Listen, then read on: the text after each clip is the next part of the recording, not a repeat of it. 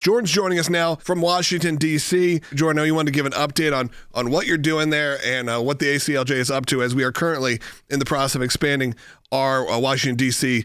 Legal headquarters. That's right. So we've got a couple of big meetings today. One with a big tech company. I won't name them, but a big tech company talking about something that is in the news a lot right now, Logan, which is freedom of speech and speech regulation and trying to draw those lines, very difficult lines between what is speech that should be allowed and that's vigorous and tough, and what is speech that crosses over into an unprotected zone. And, that's been very difficult for these companies for a number of years, but especially so in light of what we've seen and experienced in just the past week. But you could even say in the past a few years with the political rhetoric certainly getting more intense in the United States.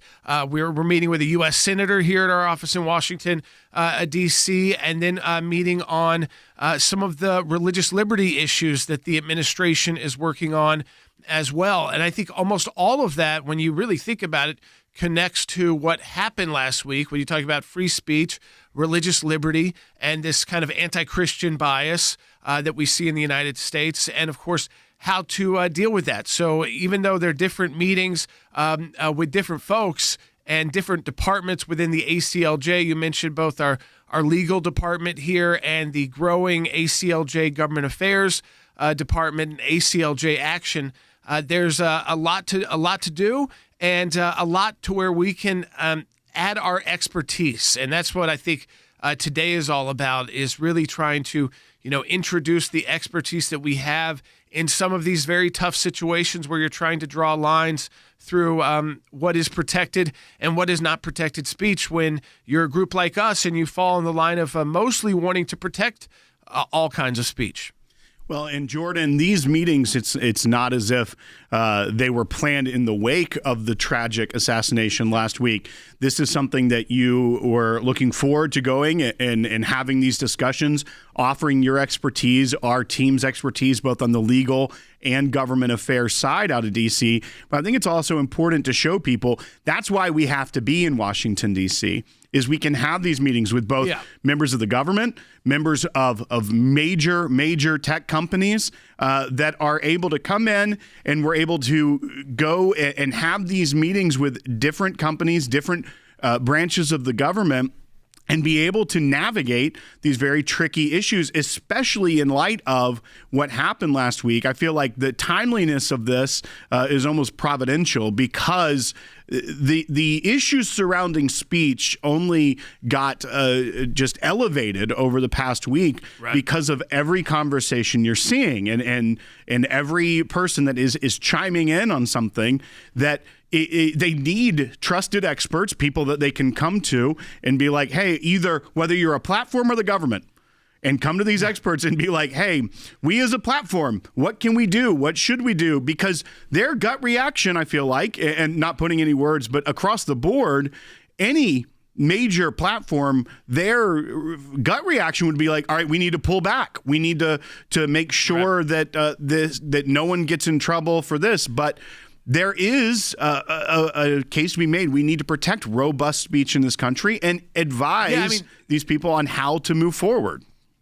Yeah, that could be unfortunate, because if you actually remember in the past few years, that is where those companies were. And it was, we were dealing with it. ACLJ was dealing with issues with some of these tech companies. And certainly our rhetoric is not, going to the level of the rhetoric of some that we're really talking about here and drawing these fine lines. So we don't want to go back to where we were with speech, but we also have to get better about the future. And I think a lot of it is also looking into, it's not exactly, what's on a poster that someone posts or a post that someone puts up, but it's kind of what are the discussions that are happening in public, not in private, but in public, that could be encouraging or inciting or even planning violence, and maybe a shift into where these companies are actually looking, that it's not towards people having, a tough discussion in some chat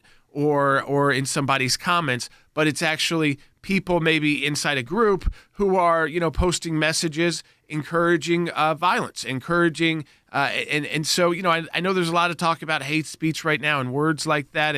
And again, we're free speech advocates, so we always fall on the line of robust speech. And I think that is where we always want to be for our members at the American Center for Law and Justice. Our supporters benefit from robust speech protections, and the people of faith benefit from robust speech protections. Pro-lifers benefit from robust speech protections. So we always have to be concerned when there could be that kind of, well, maybe we should all just pull back. There's a difference in a society saying we should tone it down, we can change, and it being forced upon us, if you kind of understand what I'm saying. And right. I don't think we ever want it forced upon us, because then you see what's happening like in the UK. That would not be happening. I mean, that is a place where, as we've said, does not have those same kind of robust free speech protections like we do in the United States. And you could see some of the ramifications from that of just what's happened over the weekend. Yeah, and you can see this week in the UK, it seems like it's almost an overcorrection every time. It's like there is an issue, and then they go one or two steps too far. People start getting arrested. People start getting denied entry to the country for simply. Right. Making some statements that people would consider to be political or insensitive. And not, like you said, not like they weren't political or maybe insensitive, but should that matter in terms of gaining access when you have a passport to a country, or being able to travel, or even just living and working there? And you see a lot of the comments right now are people are going, oh, they're loving watching this with President Trump. They're loving the pageantry. They're loving the royal tradition, and that we're seeing this, and it looks like a good thing for America. But we know sort of in the background, there is this heaviness that has come upon that nation right now. And we are seeing hundreds of thousands of people who have taken to the streets recently. But we've also seen that the country itself, the United Kingdom, is in a kind of a gut check moment where they're having to go, okay, well, who are we? What are we? What do we look like? Because the political spectrum there changes so rapidly. I think it's also, we kind of take for granted in America the fact that typically our president goes a full term. Maybe even 2 terms. We're in the UK and Israel and all these different places that are Western, if you will. It feels like it's flip-flopping every day. I mean, it's not every day, but like 3 times a season, if you will. Well, and that's the difference in the parliamentary system versus our constitutional republic that we have. I don't know.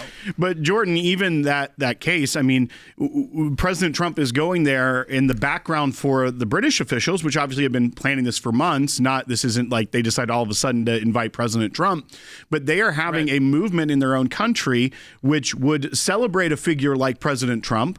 Obviously, they have their own politics in the UK, so it's not a direct correlation, but it's a very Trump-style populist movement that's happening in the UK. And also on the backdrop of what happened in the United States, the freedom of speech that someone like Charlie Kirk utilized and took advantage of and was able to bring on debate is something they are trying to silence in the UK right now. Yes. I mean, right now in the UK, you could not have those discussions legally. I mean, a lot of what he was doing on those college campuses, you could have been arrested for doing, and arrested for just having that open kind of dialogue, even in a more friendly setting, which Charlie Kirk was typically trying to create, by telling the crowd to quiet down if it was someone they disagreed with. But listen, we're kind of in a new moment right now. We know that Europe has been dealing with these issues. We now, as a country, are dealing with these issues. And I think that the important part is this. We, as a people, can regulate. Okay? That's not about laws. That's not about, criminal conduct or criminal speech. That's just how we interact, how we disagree. That's one thing. We do not want is our government becoming a speech police. And that doesn't mean that all speech, I think that people say, you can't incite violence. All speech cannot be protected, but most speech should be protected.